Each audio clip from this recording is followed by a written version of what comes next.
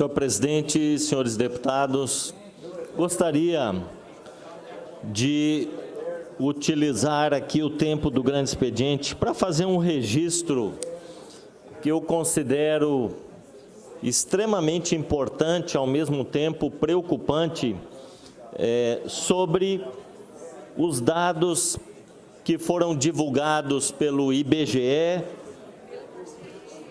basicamente a síntese de indicadores sociais do IBGE, que demonstram o aumento da pobreza e da pobreza extrema aqui no Brasil nesses últimos anos.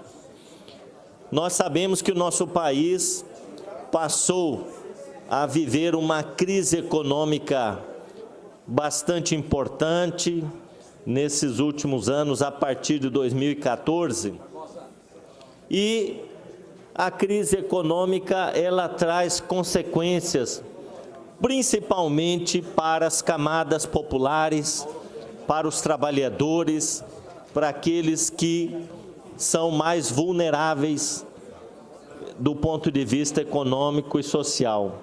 Essas populações têm menos recursos e condições para enfrentar os efeitos da crise econômica. Segundo o relatório do IBGE, a crise econômica e o aumento das taxas de desemprego em 2017 fizeram o contingente de pobres no país aumentar em 2 milhões de pessoas. Nós tínhamos 54,8 milhões de brasileiros, isto no ano passado, em 2017, nesta situação, ou seja, 26% da população brasileira nesta situação de pobreza. Ou seja, de acordo com aquilo que foi definido pelo Banco Mundial, é considerado pobre aquele que vive com até 5 dólares e 50 centavos por dia. Isso significa R$ 406 por mês. Então, explicando melhor, segundo critérios estabelecidos pelo Banco Mundial, nós consideramos como pobres, numa situação de vulnerabilidade econômica, aquelas pessoas que vivem com até R$ 406 por mês. E nós temos aqui no Brasil, ou tínhamos o ano passado, porque o dado é do ano passado, 2017, nós tínhamos 54 milhões de pessoas vivendo nessa situação. Isso representa 26,5% da população brasileira. Isso é preocupante. De 2014 até 2017, houve um aumento de 2 milhões de pessoas na linha da pobreza. Também aumentou a quantidade de crianças que vivem em domicílios pobres, passando para 43,4% da população com até 14 anos. As crianças são aquelas principais vítimas desse processo na recessão econômica, e sabemos que a pobreza, a miséria, ela acaba suprimindo da criança a sua infância, que muitas vezes tem que deixar a escola, tem que buscar complemento da renda familiar, ou no mercado informal e até mesmo em outras atividades, como, por exemplo, na atividade de, por exemplo, recolher materiais recicláveis nas ruas. Então, a situação da criança ela é bastante preocupante, porque a recessão também lhe tira o direito de se preparar para a vida através do estudo, através da educação. A recessão econômica dos últimos anos, ela foi responsável pelo aumento de pessoas nessa condição que vivem em domicílios extremamente precários, em residências sem as mínimas condições para uma vida saudável e adequada. A taxa de desocupação, ou seja, o desemprego, que em 2014 era de 6,9%, subiu para 12,5% em 2017. Então, em 3 anos, praticamente dobrou o número de pessoas desocupadas no Brasil. O desemprego que é responsável pelo aumento da pobreza, da fome, das doenças e de tantos outros males que nós sabemos que são frutos dessas condições precárias de vida. Isso equivale a 6 milhões de pessoas desocupadas a mais em 2017. Né? Então, em 2017, de cada 5 trabalhadores, 2 estavam em situação da informalidade. Né? E do total de moradores em domicílios em que a pessoa de referência era uma mulher sem cônjuge, portanto, a família chefiada por mulher e com filhos de até 14 anos, 56,9% estavam abaixo da linha da pobreza. Então, mais da metade das famílias chefiadas por mulheres, né, com crianças pequenas, elas estavam abaixo da linha da pobreza. E se a responsável da casa for uma mulher negra, aí esse percentual ele aumenta, a incidência sobe para 64,4%, né, das famílias chefiadas por mulheres negras que estão abaixo da linha da pobreza. Então, além da questão econômica, nós também temos um recorte aí da questão racial, né? Os negros no Brasil, em geral, vivem em condições precárias, inferiores, com salários menores em relação à população branca. E importante a gente ainda ressaltar a questão da extrema pobreza. Também cresceu o número de brasileiros em extrema pobreza, um recorte entre os pobres que mostra uma faixa ainda mais vulnerável. No ano passado, 2017, 15 milhões de pessoas estavam nessa situação.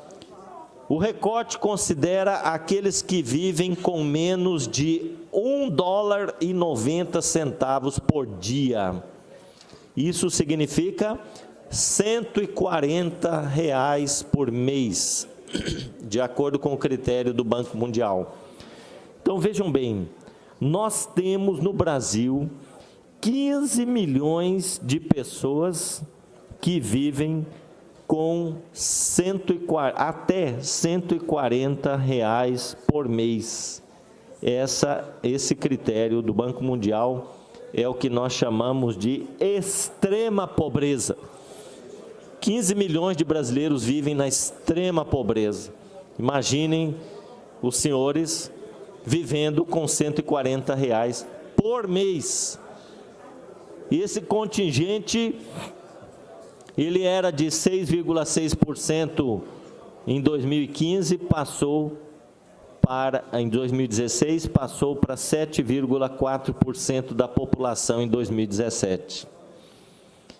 E nós, ainda segundo o IBGE, o rendimento médio mensal per capita no país foi de R$ 1.511 no ano passado. Portanto, senhores deputados, eu faço esse registro aqui sobre essa situação que nós estamos vivendo no país nesses últimos anos de aprofundamento da recessão, crescimento do nível de pobreza, crescimento da extrema pobreza, aumento do número de desempregados no Brasil. E a gente não teve, depois do golpe que tirou a presidente Dilma do poder, em 2016, já há 2 anos, a gente não teve nenhum sinal positivo que pudesse dizer a situação melhorou de alguma forma. Nós só tivemos o agravamento da crise nesses últimos 2 anos, em que tiraram a presidente que foi legitimamente eleita pela população. São dados do IBGE, não são dados do PT, são dados de um órgão oficial do governo federal que comprovam que o golpe parlamentar que retirou a presidente do poder, prometendo tirar o país da crise, prometendo melhorar as condições de vida da população, prometendo gerar empregos, e com essa balela, com esse discurso para boi dormir, fizeram uma reforma trabalhista que cassou e precarizou direitos dos trabalhadores, que hoje podem ser contratados até por hora no chamado trabalho intermitente. Hoje um trabalhador não tem nem o direito de reclamar seus direitos na Justiça do Trabalho, porque a reforma trabalhista praticamente acabou com a Justiça do Trabalho, uma vez que um trabalhador, quando ele reclama um direito e perde na Justiça, ele tem que pagar as custas do processo. Portanto, isso inibiu os trabalhadores de buscarem na Justiça os seus direitos. As pessoas hoje têm medo, né, de reclamar os seus direitos, perder a ação e ainda ter que pagar, né? Sem falar na situação de trabalhadores, numa crise econômica que nós estamos vivendo, com essa recessão, acabam aceitando as negociações propostas pelos patrões, porque a reforma trabalhista, ela colocou o negociado acima do legislado. O que quer dizer isso? Hoje, a negociação entre patrões e empregados, ela está acima da lei. Você tem lá os direitos, né, porque falaram assim, não vamos mexer nos direitos dos trabalhadores. Tem lá o direito previsto de receber o salário mínimo. Ninguém pode receber menos que o salário mínimo. Mas a reforma trabalhista, ela disse assim, que o trabalhador pode ser contratado por hora, por dias na semana. Então, ele trabalha 3 dias na semana. E aí, o salário dele, ele é calculado, dividindo pelos dias que ele trabalha, e ele pode receber menos que um salário mínimo, sim, se ele for contratado nessa modalidade, né? As férias do trabalhador hoje podem ser parceladas em até 3 vezes ao longo do ano. O 13º salário pode ser pago mensalmente, dividido em 12 parcelas, né? Então, fizeram essa reforma trabalhista dizendo assim, ela vai modernizar a legislação. Toda vez que eles falam em modernizar a legislação, é para precarizar as condições de trabalho dos trabalhadores, né? Mas falaram que iam modernizar a legislação para gerar mais empregos. Essa reforma trabalhista não gerou um emprego. Pelo contrário, está dizendo aqui o relatório do IBGE que aumentou o desemprego de 2016 para 2017 e em 2018 a gente não tem nenhuma notícia de melhora dessa situação. Então, senhores deputados, população que acompanha aqui a nossa sessão e também aqueles que nos assistem pela TV Assembleia, nós estamos no país vivendo a situação que vivemos no passado de um país rico e uma população pobre. A maioria esmagadora dos brasileiros vivendo em condições precárias, numa situação de aumento não só da pobreza, mas também da chamada extrema pobreza, que são aqueles que vivem com até $1,90 por dia. Então, nós precisamos, de fato, pensar em políticas públicas de combate à miséria, combate à fome, combate à pobreza, políticas que foram implementadas nos governos do PT, a partir de 2002, com o ex-presidente Lula, depois com a presidente Dilma, nós implantamos programas no Brasil que foram referência para todo mundo, inclusive o programa Bolsa Família foi premiado pela Organização das Nações Unidas como um programa modelo de combate à fome e à pobreza. Alguns países, inclusive, copiaram este programa, mas a partir do golpe de 2016 para cá, nós só tivemos redução dos programas sociais.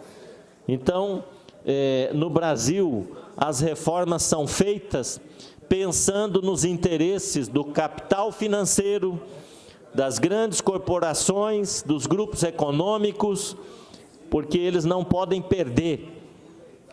O capital rentista não pode perder, mas os trabalhadores podem. Essa é a lógica desse modelo perverso, excludente, gerador de pobreza e fome que nós temos, e é preciso inverter essa lógica. Nós não podemos viver numa sociedade que se diz democrática, mas não existe democracia apenas política, se não houver também democracia econômica. Não há democracia, não há liberdade, de fato, não há direitos, simplesmente numa democracia formal, onde os direitos são garantidos no papel, mas na prática o acesso aos bens e serviços, à educação, à saúde, à alimentação, à segurança alimentar, onde isso não é acessível a todos os brasileiros. Enquanto tem pessoas passando necessidade, passando fome, crianças em situação de vulnerabilidade extrema, famílias em habitações precárias, nós não podemos dizer que vivemos numa verdadeira democracia. A democracia, ela implica também em acesso de todos aos bens, serviços essenciais. Então, o que nós estamos tendo no país é o aprofundamento da pobreza, onde, segundo o IBGE, 54,8 milhões de pessoas estão vivendo com até R$ 406 por mês. E desses aí, 15 milhões vivem com R$ 140 por mês. Isso é um escândalo. Isso é um escândalo para um país dessa dimensão, com as riquezas naturais que tem, com uma economia que tem tudo para distribuir melhor essa riqueza, mas não o faz por uma decisão política. E para finalizar, quero dizer que nós temos aí um governo de transição, e o que é mais preocupante é a gente ouvir das cabeças principais desse governo de transição falando no Estado mínimo, aprofundar o Estado mínimo no Brasil, o neoliberalismo, não é? Que reduz ou diminui a presença do Estado na economia, dando, vamos dizer assim, o privilégio para empresas assumirem, inclusive, serviços públicos essenciais como educação, saúde, segurança pública e outros setores, em detrimento dos serviços públicos, né? Então, é bastante preocupante aquilo que se avizinha para nós no próximo ano com a posse do novo governo, que não tem nenhuma preocupação em desenvolver políticas de combate à pobreza e à fome no Brasil. Muito obrigado.